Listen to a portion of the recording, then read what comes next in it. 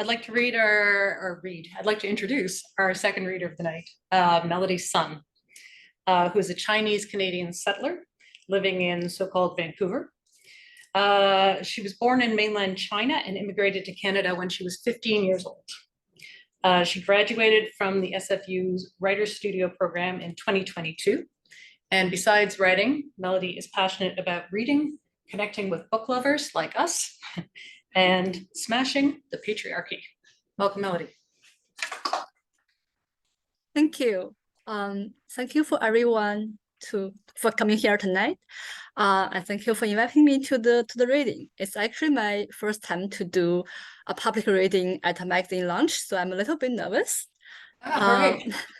I'm going to read from the beginning of my short story, which is called Shiroi Koibito. It means white lovers, actually the brand name of a Japanese cookie.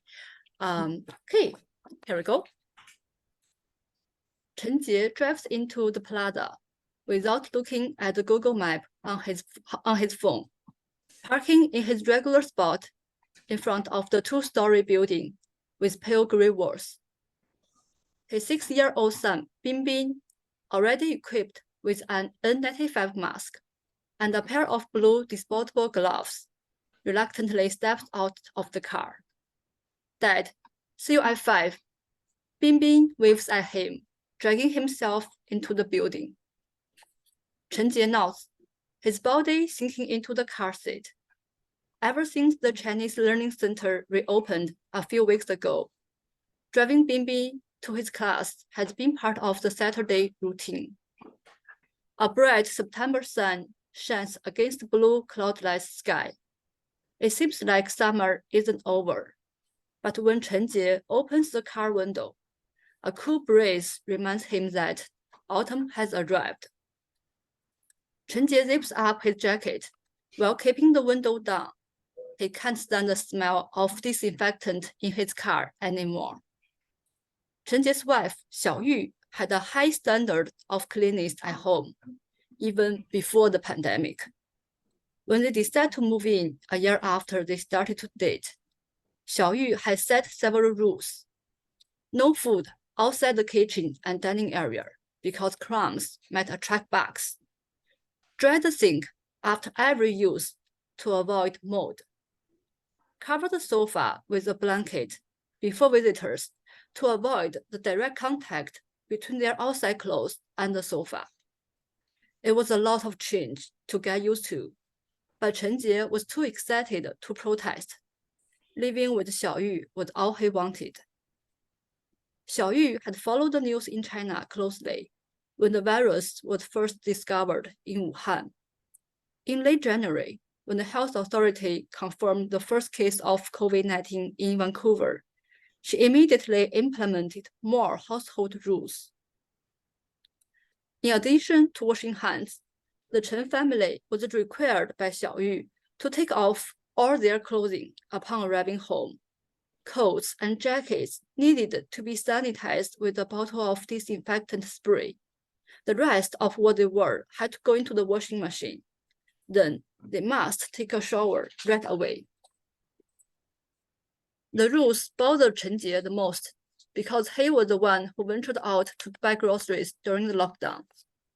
He had to disinfect the groceries with alcohol wipes before putting them in the fridge, and then wipe the counter where he cleaned the groceries. Chen Jie's hands cracked and bled from all the sanitizing work. One day after coming home, Chen Jie followed the drill with Xiaoyu's supervision.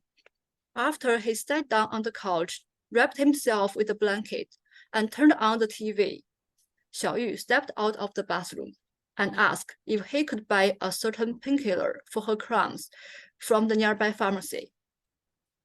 Why didn't you tell me before I came home? Chen Jie asked. My period came early. How could I know? Xiaoyu rolled her eyes. Chen Jie stood up and turned off the TV with a deep sigh. Later that evening, Binbin wanted to have fried chicken from the Korean restaurant that was right beside their apartment. Chen Jie was reluctant, but Binbin was stubborn. He was about to cry. Just go and get some chicken for him. That'll quiet him down, Xiaoyu said. That day, Chen Jie had changed and showered 3 times. The apartment was filled with the swooshing and clicking sound of the washing machine all day. Xiaoyu also asked him to sanitize the car after each use: the door handle, the steering wheel, the gear stick, the dashboard, the glove compartment, and the seats. Chen Jie tried to argue, but with no use. Well, Bingbing might be in the car sometimes. What if you bring in the virus and he accidentally touches it? Haven't you read the news?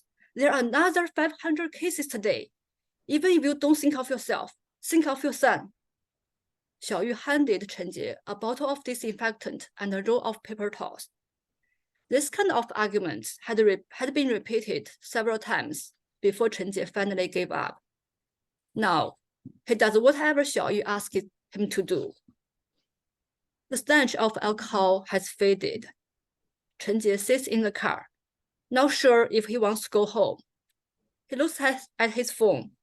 It's just a few minutes past 2 o'clock. Normally, normally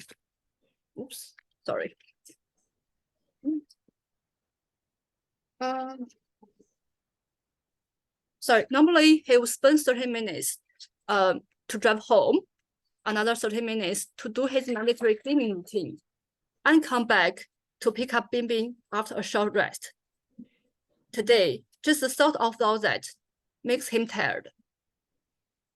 Before Chen Jie left home this afternoon, he heard Xiaoyu's shrill laughter mixed with the loud music from some funny videos she was watching. Chen Jie was relieved when he shut the door behind him. He used to love her laughter when they first met at the coffee shop where they worked. Not just her laughter, he loved that she often made a little heart for customers who ordered lattes, that she kept a clean blouse in her locker so she could get rid of the uniform with the coffee smell after work, that on cold winter days, she'd always save a cup of coffee for the homeless guitarist who played in front of the coffee shop. Chen Jie felt slightly jealous when he saw a young Chinese man waiting for her outside the cafe. He wore a cool streetwear hoodie and smoked beside his Audi, which was parked at the front of the coffee shop. Xiaoyu was clearly way out of Chen Jie's league. He decided to keep his distance, even though every time she walked into the shop, he couldn't help but notice how beautiful she was. Whenever Xiaoyu asked him to cover a shift, he always said yes. That was years ago. Now, Xiaoyu is a freelance graphic designer and Chen Jie works as a tour guide for a travel agency. At the start of the lockdown, Xiaoyu lost most of her clients, whereas Chen Jie was laid off. They waited for the announcement from the health authority every day, panicked over any increase in the number of confirmed cases, and talked about their eligibility for the emergency benefits. At 7 o'clock every evening, the Chen family would grab their stainless steel pot and wooden spatula and step onto the balcony to cheer for the health workers. Bingbing would hit the pot as hard as possible and wave at their neighbors, even though they had rarely talked before. The building would soon be filled with the most uplifting noises. Chen Jie would hug Xiaoyu and Bingbing afterward.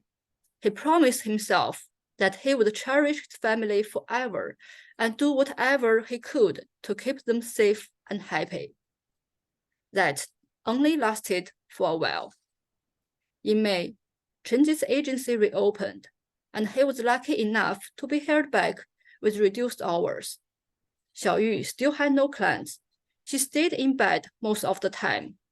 Whenever Chen Jie came home, he'd always find her laughing at the video. He'd always find her either binging TV shows or scrolling her phone to look at some funny videos. They stopped watching the daily announcement. The stainless steel pot and the wooden spatula were back in the kitchen. Chen Jie didn't feel a thing when he occasionally heard people at work talking about the number of new cases. Now, with Xiaoyu's raucous laughter echoing in his mind, Chen Jie decides not to go home. Then where can he go? A coffee shop? Chenjie doesn't want to spend $6 on a cup of coffee when he understands how little it costs to make it. Going for a ride? When he remembers the rising gas price, he hesitates. Chenjie can't remember the last time he made a decision without calculating the cost. While Chenjie is looking out through the front window, eliminating his options on where he will be for the next few hours, an Asian woman enters his set. Thank you.